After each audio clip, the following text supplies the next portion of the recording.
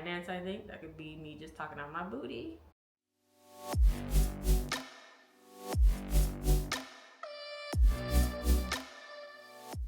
Hey guys, welcome back to my channel. So today I just wanted to sit down and talk. Nothing fancy, no vlog, just a conversation. Really just reflecting on my journey so far, and especially reflecting back on my 20s and what this season of life has actually been teaching me, from my job, career changing, now focusing on content creation and what has really been going on. I know that we sometimes see online and everyone seems to have the perfect routine, the dream lifestyle, the dream job, everything all together. But I mean, we all go through trials and tribulations, and everybody's journey is different. And I just wanted to share a few pieces that I feel like would be helpful to somebody else, and also definitely something for me to look back and reflect on and use this as a tool when I'm looking back at like my 30s, and to see like, wow, what did I change from my 20s to my 30s, and what in those two lessons did I apply, and things are, getting better, or what did I stop doing that I was doing previously. The first thing is your timeline is your own. There is no set timeline in regards to getting things done. I know being in your 20s, it's such a weird in-between phase of like figuring things out, and things are changing around you and happening, and life around you is still continuing, and you still have to navigate that as well. I would say the biggest thing I've learned in terms of that is comparison. Like, what do they say? Like, comparison is the root. One moment. Comparison is the thief of joy, and I believe that. Definitely with like the age of like social media now compared to what it was before. I'm a millennial, so like I social media has developed definitely far more now than it has previously, but you're seeing people that are getting the promotion, or graduating quicker than you, or getting married, having families, moving into that apartment. And I've had to learn personally is to stop comparing what somebody else has gotten done or accomplished before I could get accomplished. My timeline is my own. One example I have of that is going all the way back to college. I was going to the University of Central Florida, doing a nursing major, and I was planning on transitioning from UCF to go to Emory up in Georgia to do their nursing program, and boom, COVID happened. Luckily, somehow that all worked out in my favor. I was living in Orlando, moved in with my dad, at the end of 2019, and a few months later, it was COVID. I had to learn how to adapt. I graduated on my TV screen, and the programs were essentially paused. We couldn't apply to anything because they were pausing due to the mandates and things of that nature. I had to learn to adjust and adapt, and I personally felt like I was delaying my timeline on that. But the positive that came out of that, while I was, not working, I obviously had to do a big pause on school, is I got into wholesaling. So that, in a sense, in my timeline too, had to have happened, and I was able to experience a new career path that I enjoyed and pivot. So essentially that also helped me get some extra funds up, and I learned something new about myself as well in the process. So I enjoyed real estate. I enjoyed connecting with people. Sometimes life feels slower, like you're building brick by brick. And let me tell you that you are not behind. You are building with intention. Next thing I would say that I can reflect on is that you are allowed to change your mind. I can say confidently that within my 20s, jumping back to when I was a teenager, I definitely have outgrown a lot of things, and that is okay. Outgrowing friendships, relationships, routines, things of that nature. It's okay to pivot and start over or try something new, take risks on yourself. It is okay to change your mind. And you don't have to have a big story or a big explanation to do so. Obviously, making sure that you are doing stuff with intent, but it doesn't mean that you're not being consistent. You actually changing your mind and figuring things out and pivoting means growth. And that means that you are essentially analyzing, looking deeper into things, making sure things make sense, and that's okay. Another big one I have is that you are not your job. As we know as younger people, and for my older folk out there, hopefully we've caught along, is that you're more than your job. You need to be living for more than your weekends. And by that, I mean, stay up 10 o'clock, whatever. I remember I found myself so consumed with my job that I became a yes man to everything.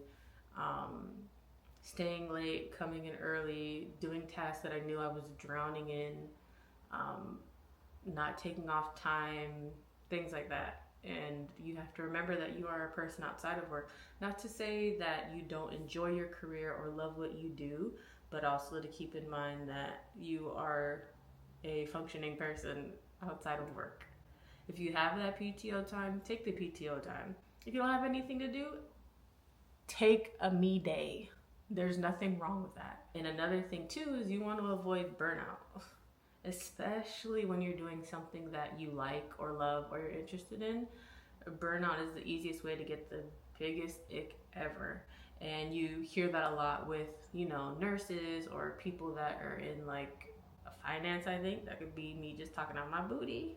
But you want to avoid burnout at the end of the day. You don't earn rest.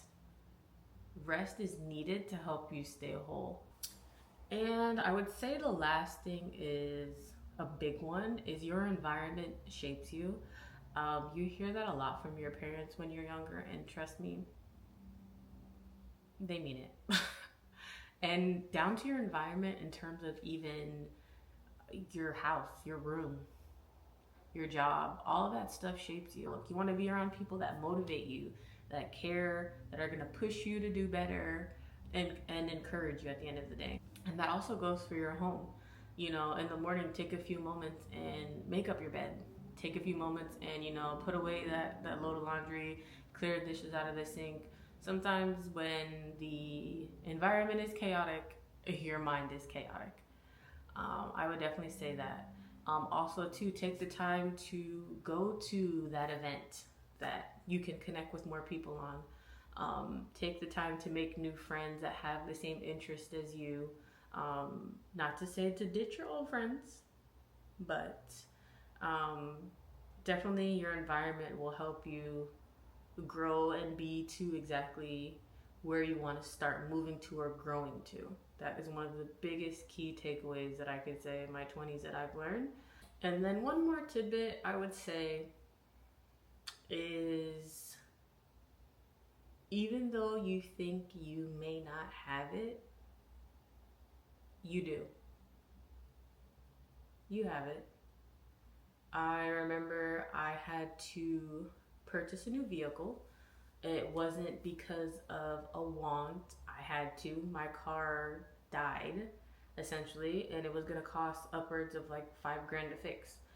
And it had over 100,000 miles on it. It was a 2010, so it wasn't too old. But do you fix a vehicle or do you put that $5,000 down and try to get something new? So I went ahead and I had to get a co-signer. And I was just starting a new job. It would be my first time making car payments. And I, by the grace of God, got approved for the vehicle with my co-signer. And I had a new car. My caveat on that was I was driving almost 100 miles a day to and from work. And it was a lease. So I drove that baby up. I hit my 30,000 miles in 2 years flat. And really newer story for me. this past weekend, I had to figure out what I was going to do with the car. It kept eating at me in the back of my head. What am I going to do with this car? I'm over my mouths. They're sending me letters. I can't go in a dealership because every time I go in a dealership, they're talking to me some, oh, you're going to get a penalty. What are you going to do with this car? You're going to buy it, blah, blah, blah. And I just constantly in the back of my head was having a panic attack about it. So I was like, okay, I need to do something about this car. I'm either going to keep it or I need to figure out if they can get me out of this lease and put me into a different vehicle. Went into the dealership. I had to sign for the car by myself. I was nervous about that. My payment was going up. Nervous about that as well. And I was very indecisive about the situation. I didn't think I was going to get approved for it. I didn't think I was going to be able to afford it. And I sat down, reflected on my credit to make sure everything would work out. I had a good payment history. Thank God that I was able to do that. I'm really appreciative of that. My finances, like I said, all of that's checked out. And I was able to get approved for the car. Was I nervous about signing it? Hell yeah. But it's been a couple of weeks now, and I'm like, you did it. Like, you did it. It's scary. Change is scary, obviously, but it's good. I have a sense of relief now because I'm not worried about the mileage on the vehicle anymore. I was able to walk away with a new car. I'm very thankful for that. It's a Honda, by the way, for you. I don't want anybody getting no thoughts, but just a reminder to keep in the back of your head that even though you think you may not got it, you have it. Trust me. But all in all, closing this out, this was just something I wanted to get off of my chest in terms of like reflections. If you're in this season of life, you're not alone. And just remember, at the end of the day, we're all figuring it out. We're all having changes happen to us. We're all adapting. We're all pivoting. And there is not anyone that is doing better than you. Do the best that you can. And you got this. We got this. All right, I'll see you guys next week, hopefully with a vlog. Be sure to like, comment, and subscribe. I'd love to hear some of the lessons that you've learned over this past season, whether it be if you're a younger person or older person. I'd love to chit chat. Leave a comment down below. Thank you guys. Bye.